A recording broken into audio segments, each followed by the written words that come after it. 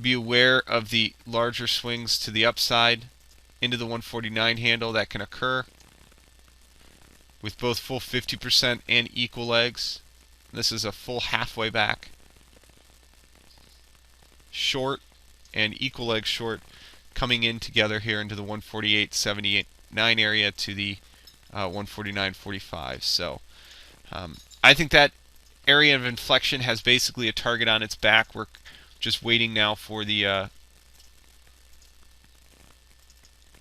so the pound in the near term here, high potential in my opinion of more upside.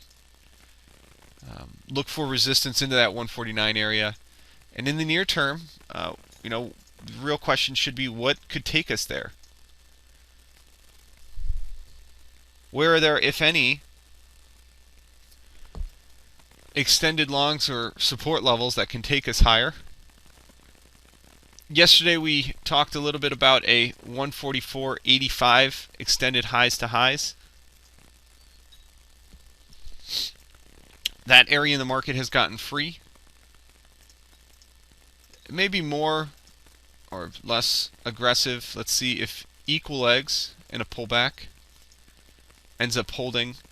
We have both the confluence of fibs as well as the wave 1 highs to highs here, and a pullback into the 145.45 area that could give us a support level.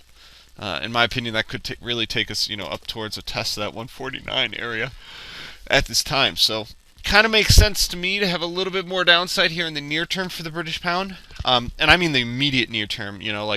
Just to create three waves back into this support before a rally towards what is otherwise upside targets for this market, but is also that area in the market where we are looking for those better shorts to be, or the shorts to basically come into play here for the pound. So it's how do we get up there? There could be a B wave pullback, and there could be more aggressive just continuation. Either way, same difference. Two paths to the same end.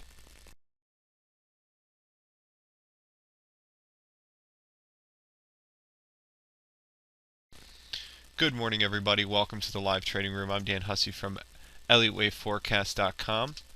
I want to begin today with the talking about the pound. It's the pound's day. It's sterling's day. Brexit news, all that good stuff. Lots can happen here, so let's look alive and keep our wits about us. But at the very least, from the larger time frame perspective here, the pound has now traded up into our first of the inflection zones into this 149 handle, the 149.40 area, to be precise, for the equal legs up. We were also monitoring and have been watching the full 50% short off the prior highs, drawn from highs at the 159.28 area to lows after. This gave us a double confluence of fibs here into the 148.80 to 149.40 area. Both those inflection zones have now filled, and we're kind of into our first resistance here in the near term, or the big resistance, I should say, that the pound US dollar could be off this 149 area.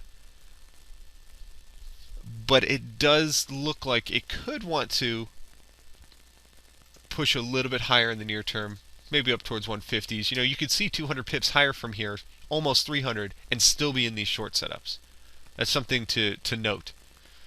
But we'll try to break down the short time frame here and look at where there are potential longs that if they start to break, now you can start taking micro shorts off the highs, etc., etc. Because if you're not comfortable selling where, into these levels that we're basically at right now, with a multi-hundred pip stop and keeping your size smaller, etc., you're going to have to wait for some kind of, basically, this leg up to fail its long trend, as we've been talking about over the last week.